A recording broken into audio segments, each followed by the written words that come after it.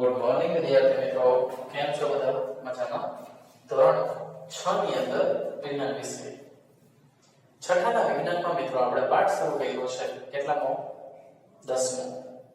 ગતિ અને અંતરનું માપન. એની અંદર યાદ રાખવાના મુદ્દા. આજના યાદ રાખવાના મુદ્દા ખૂબ જ ઇમ્પોર્ટન્ટ હશે મિત્રો, કારણ કે તેની અંદર ખરેખર એકમ અને માપન અને એકમનું એકબીજામાં રૂપાંતરણ આવે છે. લંબાઈનો SI એકમ મીટર છે. આપણે લખ્યું તો એકવાર ફરીથી નોટબુકમાં લખી લો. લખો મારી સાથે. લંબાઈનો SI એકમ મીટર છે. કઈ રીતે લખવું એ પણ શીખડાવો.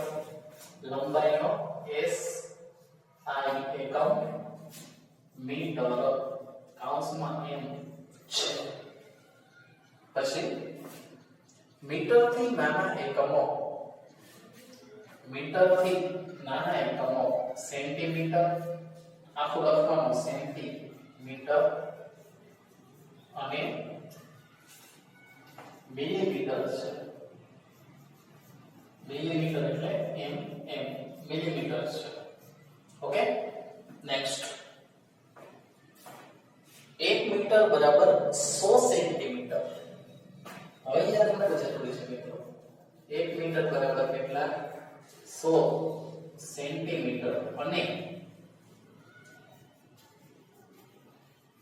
1 સેન્ટીમીટર બરાબર 10 મિલીમીટર.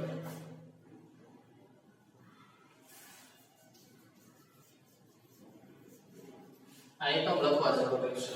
ફરીથી 1 મીટર બરાબર 100 સેન્ટીમીટર, 1 સેન્ટીમીટર બરાબર 10 મિલીમીટર.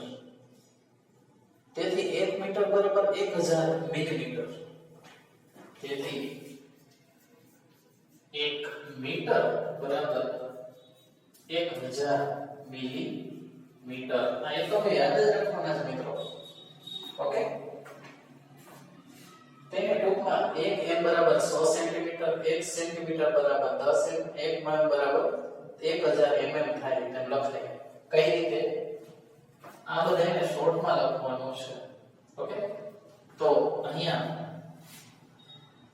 1 મીટર બરાબર 100 સેન્ટીમીટર, 1 સેન્ટીમીટર બરાબર 10 મિલીમીટર, અને 1 મીટર બરાબર 1000 મિલીમીટર. આવી રીતે શોર્ટમાં લખાય. Okay, next. લંબાઈનો મોટો એકમ કિલોમીટર છે.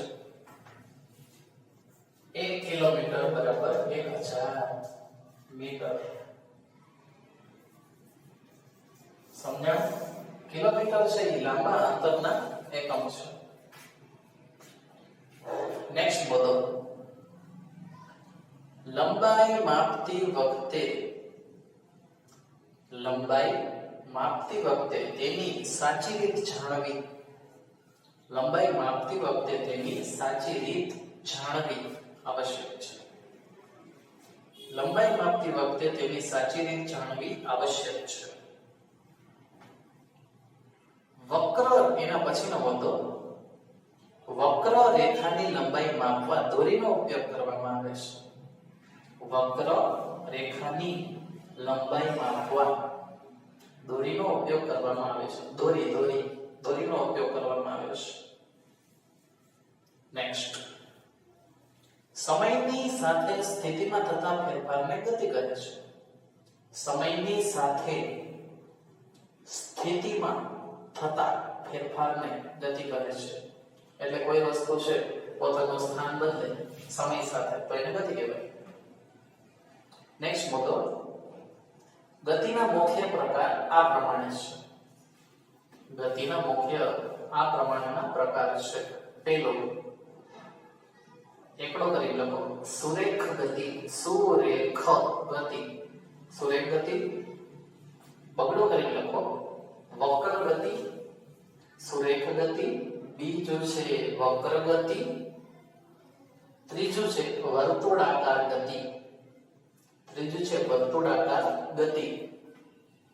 અને ચોથું આવર્ત ગતિ. લખો મિત્રો.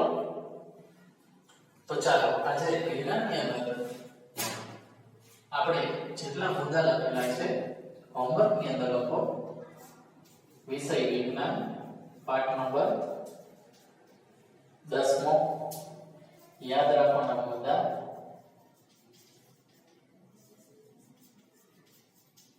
યાદ રાખવાના આજે કરાવેલા મુદ્દા રફ બુકમાં પાઠ્ય બુકમાં એક વાર એટલે કે ટોટલ 2 વાર વ્યવસ્થિત અક્ષરે લખવાના છે ઓકે વ્યવસ્થિત લખી નાખજો મિત્રો ઓકે ચાલો તો હવે મળીશું આવતા નેક્સ્ટ વિડિયોમાં ત્યાર સુધી બધા મિત્રો ઘરે રહો સુરક્ષિત રહો